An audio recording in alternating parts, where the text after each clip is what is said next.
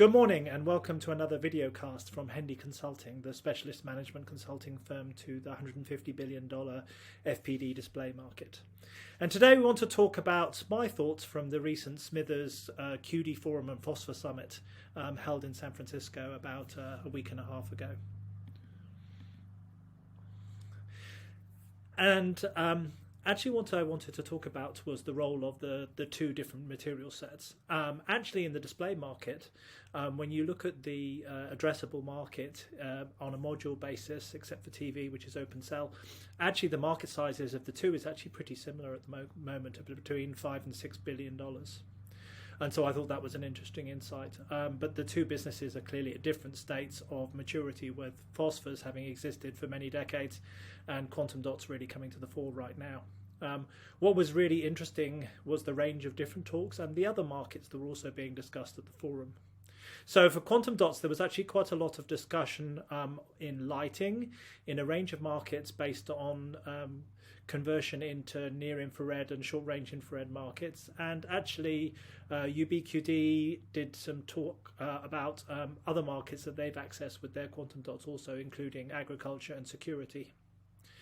Moving back to displays, GE's talks were basically around the new green phosphors they have, allowing for expansion of the color gamut, and then a new red also that can be mixed with the current KSF red to allow for an improvement in decay speed. So that was pretty much similar to a year ago, but more data and more information. Nanosys, as the leader in quantum dots, did a keynote at the beginning, but then also a more technical talk talking about the launch of a new green quantum dot, which they've talked about for a while, but showing the spectra for the absorption characteristics for blue light. Then actually raised of their own discussion that their own color conversion use of quantum dots has some way to go in terms of improvement in its power characteristics. And then a really fascinating discussion also on how to improve stability long term for quantum dots in the face of high flux, say in the use of AR, VR, where you might use high intensity light, at least at the beginning part. Of course, since we're talking about phosphors and quantum dots, then lighting is a key market, and a number of talks there also about either quantum dots or nanophosphors for the CRI 90 type product. As I said, there was a nice talk about the use of quantum dots in other markets, and at least two British companies talking about the use of quantum dots for near-infrared and short-range infrared. So both markets are growing and both markets are still innovating. And this is a review of what was said. So Jason Hartlove, the CEO of Nanosys, opened with a tag-agnostic talk on the role of quantum dots, phosphors and OLEDs, and that there's been growth in all three technologies. And that was chimed pretty much the same by myself, talking about all of the different materials that can deliver color and high dynamic range. Now, something I've done since the summit was to translate my own forecasts on the use of quantum dots by each display application into a view on addressable market for quantum dots and for phosphors. So this is the current first order estimate, and it's at display module value. Now, I know Bob O'Brien at DSCC publishes some numbers at set level for television, but this is trying to do this just at the display value and based on TV as open cell. And as you can see, a growing value for quantum dots, and then the green bar on the top is the new QD OLED television, here shown at complete module value. So it's around $5 billion today of display value, growing here to around 9 over the forecast horizon.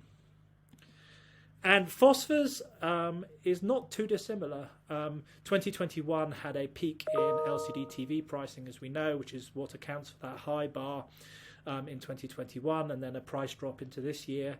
But basically, you're talking about an addressable display market for KSF phosphors of a little below $8 billion also going forwards. So a pretty decent market also.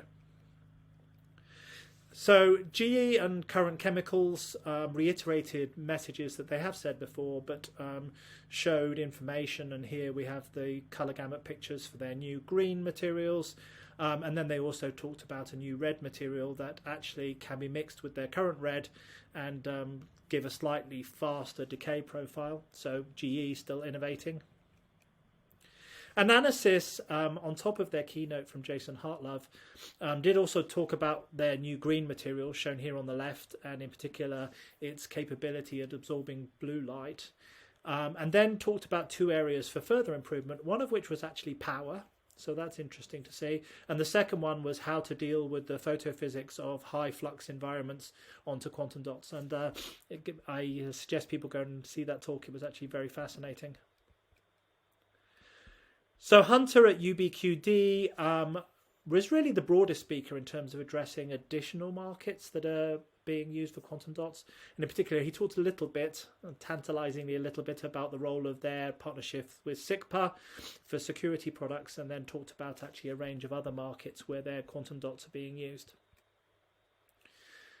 Of course, if you're talking about quantum dots and phosphors, then the lighting market is important. And Osram were there talking about their new Gen 3 quantum dots for on-chip application, getting up to as high as 223 lumens per watt at CRI 90, which will be available once the EU has put in place the RoHS exemption for them.